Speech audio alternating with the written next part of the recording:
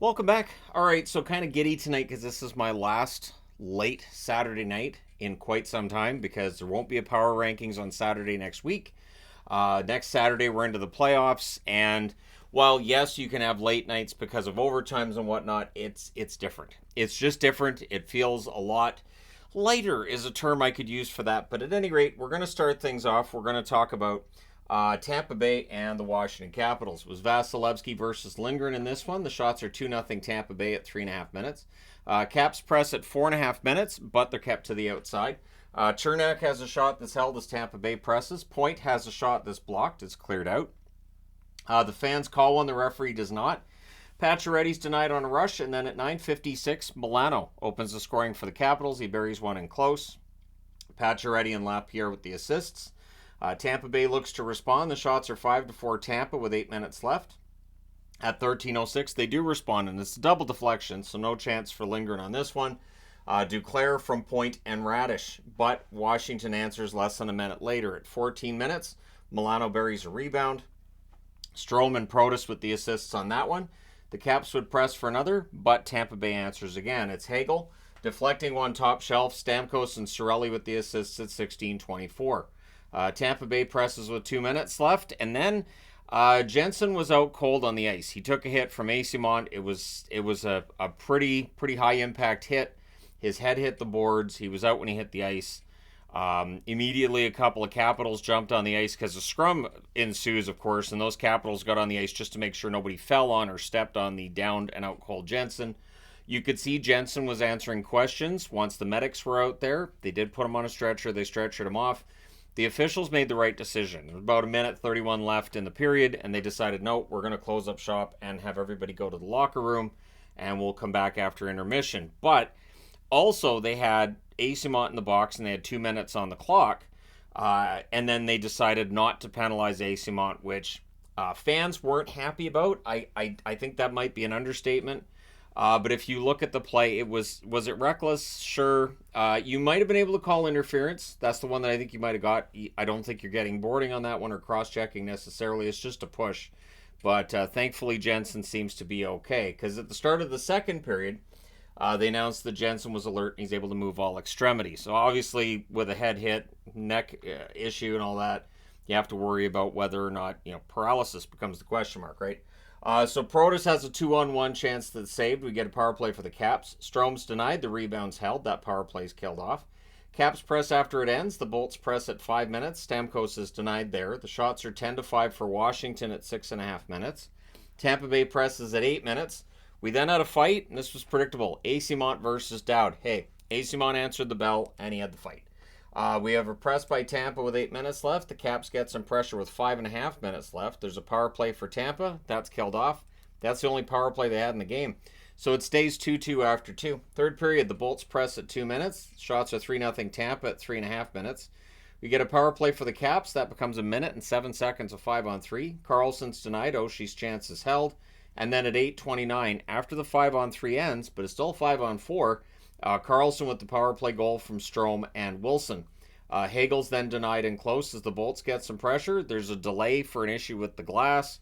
And then Dowd at 16:46 roofs one in close from Malenstein and Van Riemsdyk to make it 4-2. So Tampa Bay pulls the goalie with 3 minutes left. They're not able to generate a goal. Your final score in this one's 4-2 for the Caps. They go to 38, 31, and 11. They needed this one today considering all the other wins that were going on for teams that are around the playoff mark.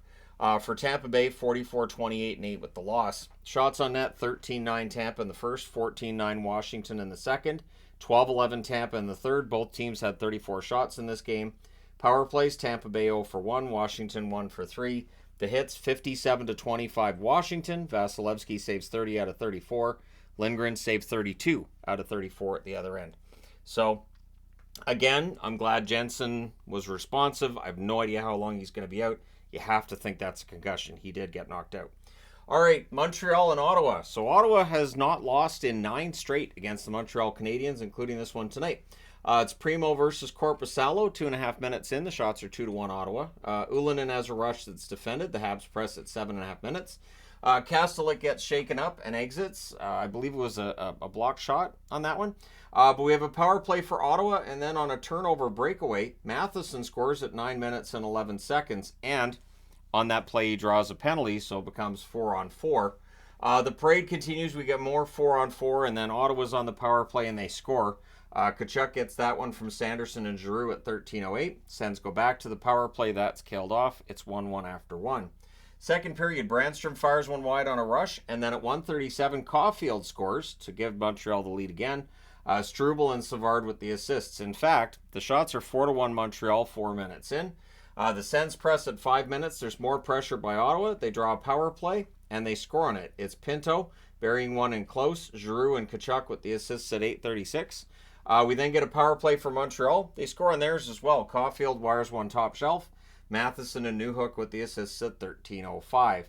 With 3:11 left, the Habs get a power play. That's killed off. And then, with 54 seconds left, the Sens get a power play. So that rolls over into the third period, where Brady Tkachuk backhands one top shelf. Batherson and Sanderson with the assists at 47 seconds. So the penalty kill did not do Montreal any favors tonight. Shots are 5-4 Sens at 4.5 minutes. We get a power play for Ottawa. During that, Pinto has a shot where his stick breaks. That power play ends up being killed off. Greg has a slot shot that's held. The Sens press with 9.5 minutes left. Giroux has a fast break that's defended. And then Newhook puts one in off Pinto's skate from Gallagher and Savard at 15:49.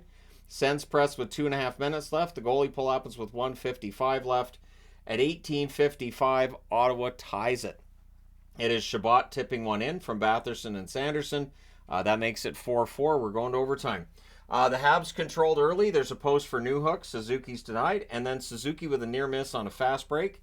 We go to the shootout. In the shootout, Drake Batherson gets the winner. Ottawa wins this one 5-4 in the shootout. They go to 36-40-4 with the win. With the shootout loss, Montreal drops to 30-36-14. Shots on net, 9 apiece in the first, 12-7 Ottawa in the second, 20-7 Ottawa in the third, and 3-2 Ottawa in the overtime. Final shots, 44-25 for the Sens. Power plays, 1 for 3 for Montreal, 3 for 6 for Ottawa. Hits, 34-24 for Ottawa. Primo saves 40 out of 44. Korpisalo, 21 saves on 25 shots. Next up, Detroit and Toronto. This was a wild game. So, Reimer versus Samsonov. The Leafs press at 2 minutes. Marner has a rush chance that's held. The shots are 2 apiece, 3.5 minutes in.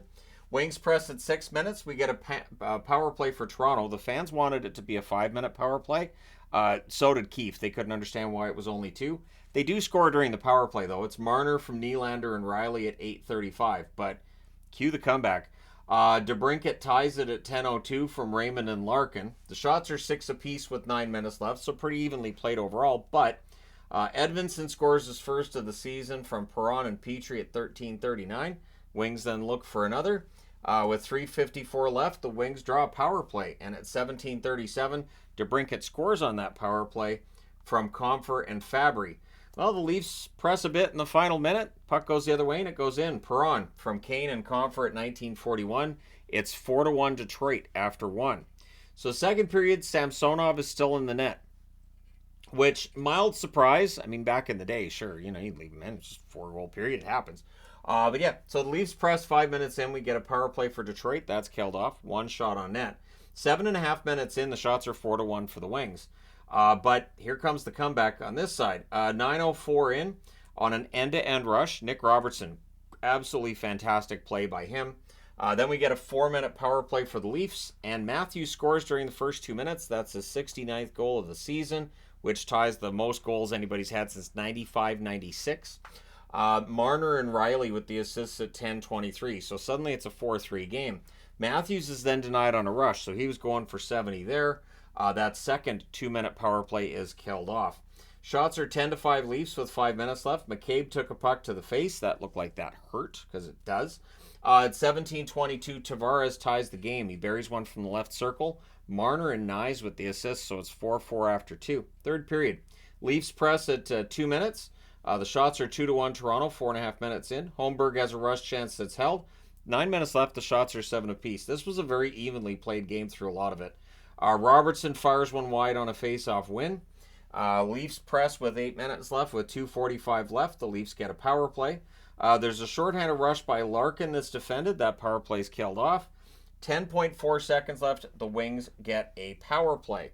So that rolls over into the overtime where the Wings would set up, they cycle, and they score. Larkin with the power play goal from Kane and Gostisbehere at 41 seconds.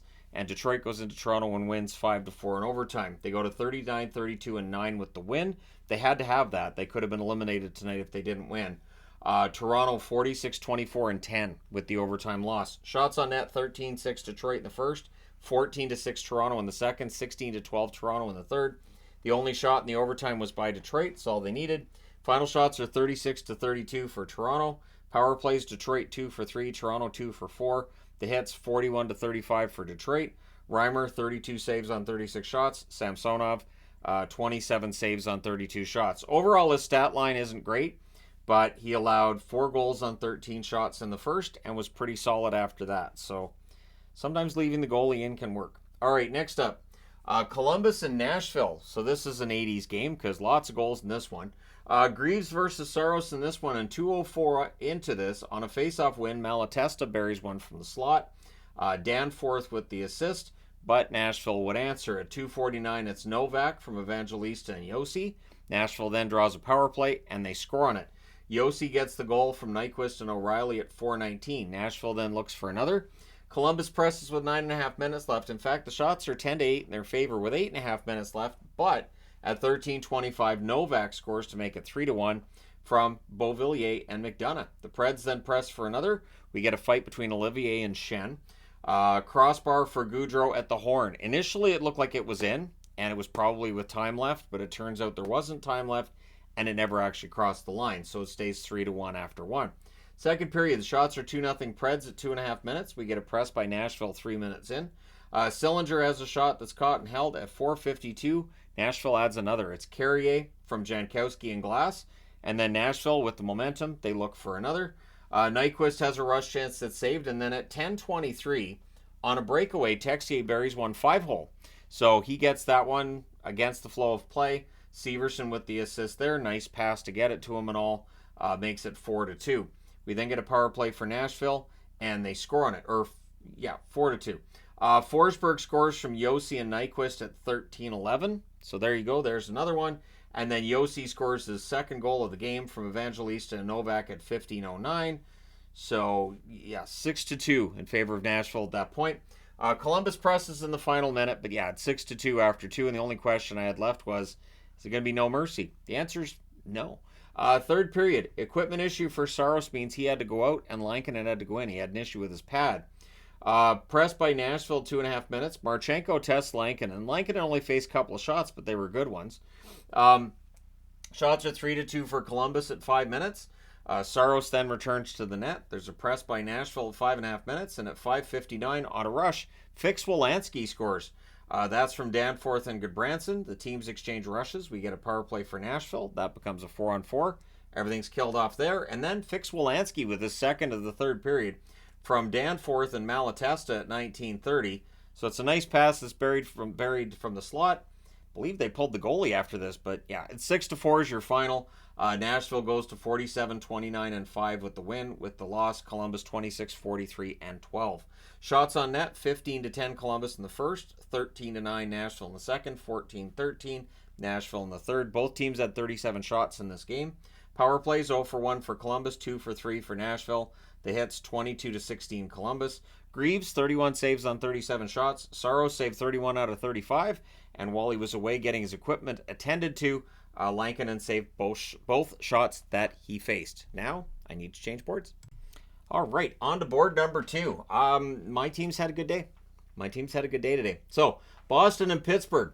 Ullmark versus Nedeljkovic. The puck dropped at 5:21 because ESPN. Anyways. The Bruins press at a minute and a half. Shattenkirk fires one wide. The Pens are doing a good job blocking at that point. Then there's a post for Heinen on a rush, so that doesn't count as a shot on net. The shots on net are only one apiece, 4.5 minutes in. Things get punchy in a hold by Nedeljkovic. The Penguins press at 7 minutes. We get a power play for the Penguins. That's killed off. Shots are 10-3 for the Penguins with 9 minutes left. There's a power play for Boston. Marchand has a slap shot that's held. That power play is killed off. And then that's where I did the other review, the second review of today with the 4 games. I had to stop. I was like, okay, I hope nothing happens the rest of the period. And Boston and Pittsburgh were nice. There wasn't anything I had to catch up on that I missed. So it's 0-0 after 1. Second period, shots are 3-1 Pittsburgh at 2 minutes. Bruins aren't getting to the net. Beecher fans on one. Penguins cleared out. The Bruins get stuck on one shot for a while. There's a press by the Penguins at 7.5 minutes. The Bruins block, and then DeBrusk jams in a loose puck. Peak and Coyle with the assists at 8:08. Then 14 seconds later, Zacha buries one. Grzelcyk and McAvoy with the assists. The Penguins look to respond, and they would. At 10:27, it's rust from O'Connor and Crosby. Things then get pushy on a hole by Nedeljkovic. And at 11:35, Shattenkirk goes posting in from the right circle. Pastrnak and Zacha with the assists. So with 3 goals in less than 3.5 minutes, Nedeljkovic is done. Jari goes into the net. And it's the first time he'd been in the net since March 24th. 11 straight games for Nedeljkovic. Pressed by the Penguins with 7 minutes left, but at 14:54, Jari turns one over in his own zone. Coyle says thanks, gives it over to Marchand, and it's actually a shorthanded goal during a power play the Penguins were on at the time. But during that same power play, Pittsburgh would score. Bunting from Matthews and Karlsson at 15:49. Big point there for Karlsson because it's game number 1,000, so he gets an assist in it, and there you go. But yeah, that makes it 4-2, and that's your score after 2 periods. Third period, the shots are 2 apiece, 2 minutes in. Carter has a rush chance that's saved. A net feed to Smith gets blocked. We get a power play for Boston, and it was sloppy. 4:31 in, shorthanded goal, O'Connor from Eller. So suddenly it's 4-3. The Penguins that almost got another. So some really sloppy passes. It's funny because seeing Vancouver against Arizona in person the other day, the one thing that I kept telling my wife was I don't like the way they're telegraphing their passes. These passes are kind of sloppy. They're not paying attention to the guys in between them and the recipient. And it felt like Boston was doing the same thing, just lackadaisical passes, and Pittsburgh will make you pay. The Bruins went back to the power play, and it was sloppy. So with that one killed, Boston's now 1 for their last 21 power plays. It's definitely a concern as we head towards the playoffs. Penguins press with 8 minutes left, but at 14:10, Geekie buries one in close. Lauko and Frederick with the assists. So the goalie pull happens, and at 17:13, Heinen hits the empty net from Pastrnak, makes it 6-3.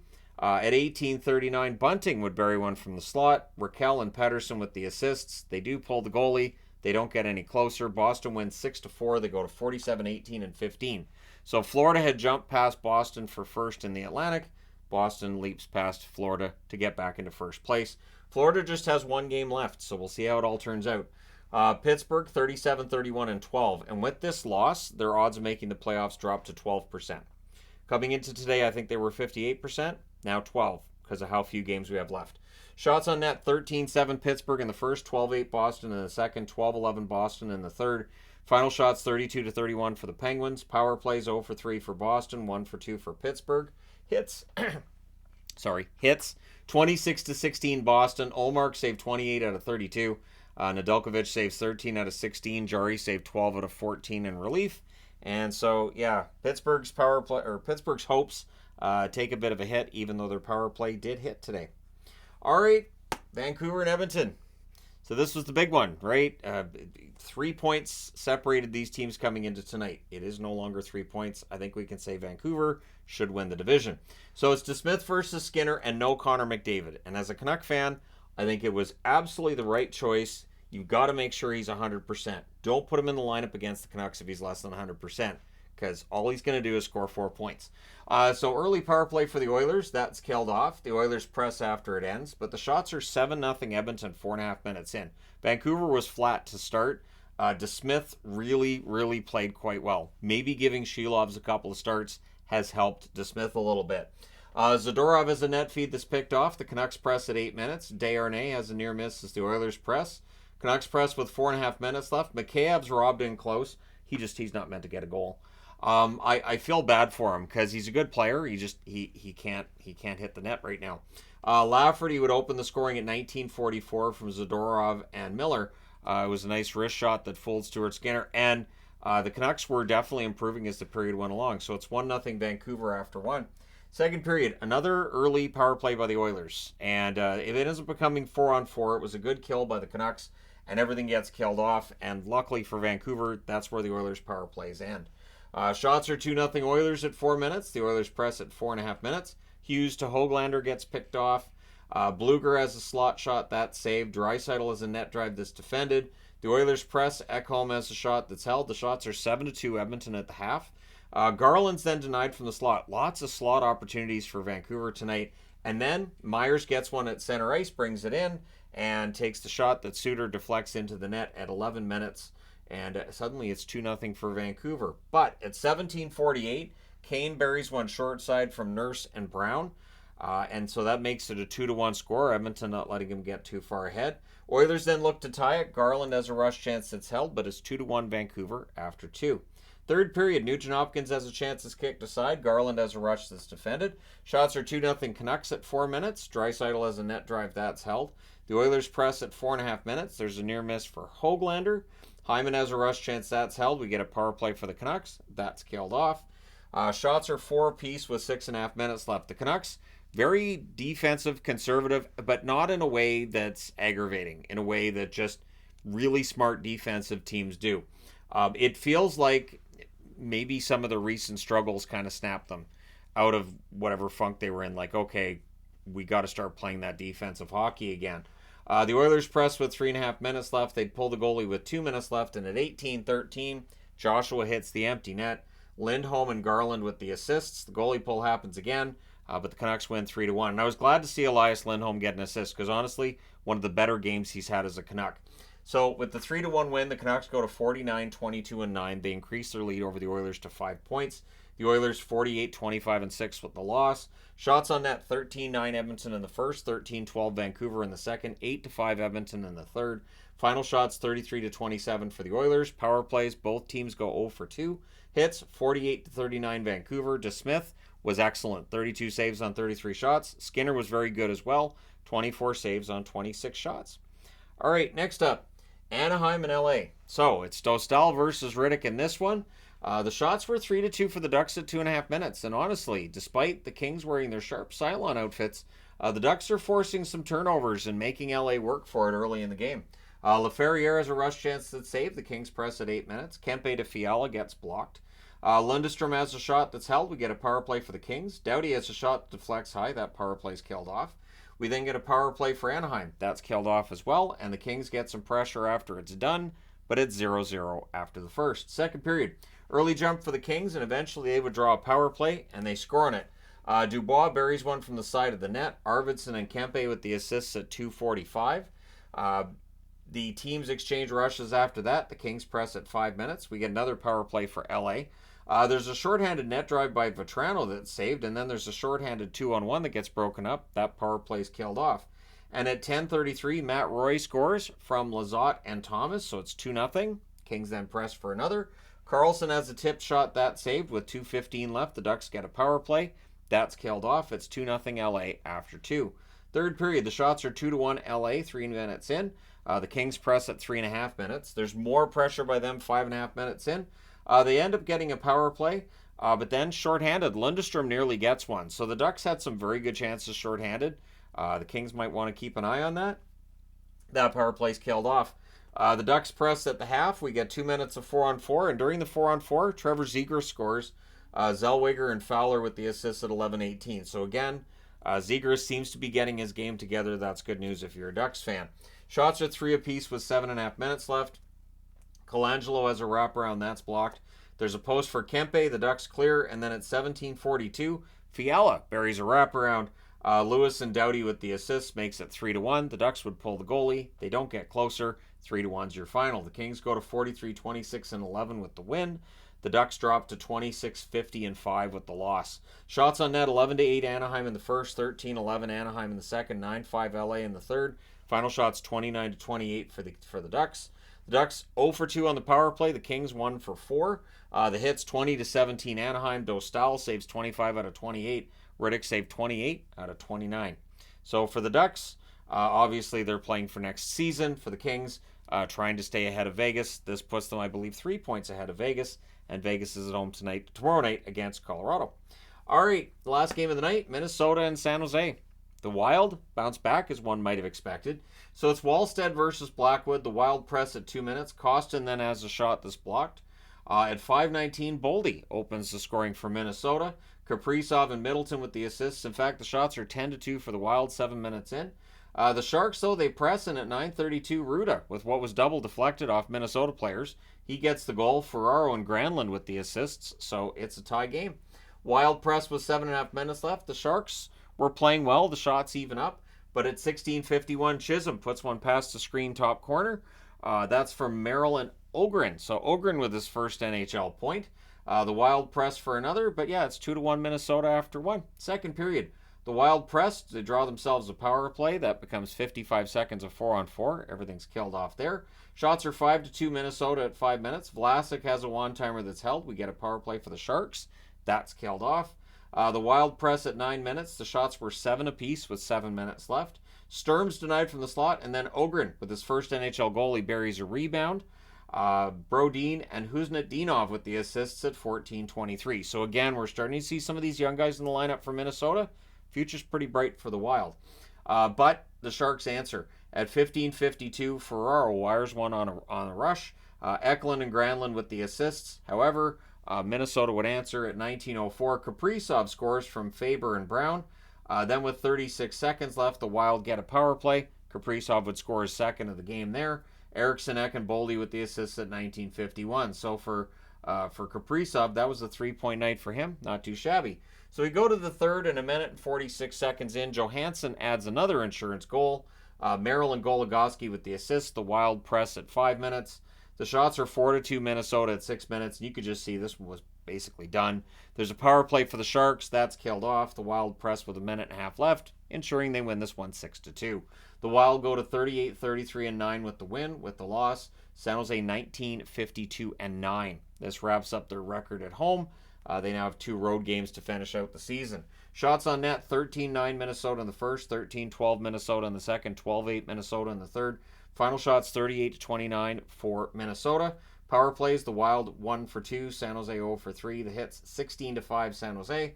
Wallstead saved 27 out of 29. Blackwood saved 32 out of 38. So there you go. You're all caught up. Let me know your thoughts in the comment section below as always. Don't forget to hit like and subscribe in the event you've not done so already. Thank you guys so much for all your support. I will talk to you again soon.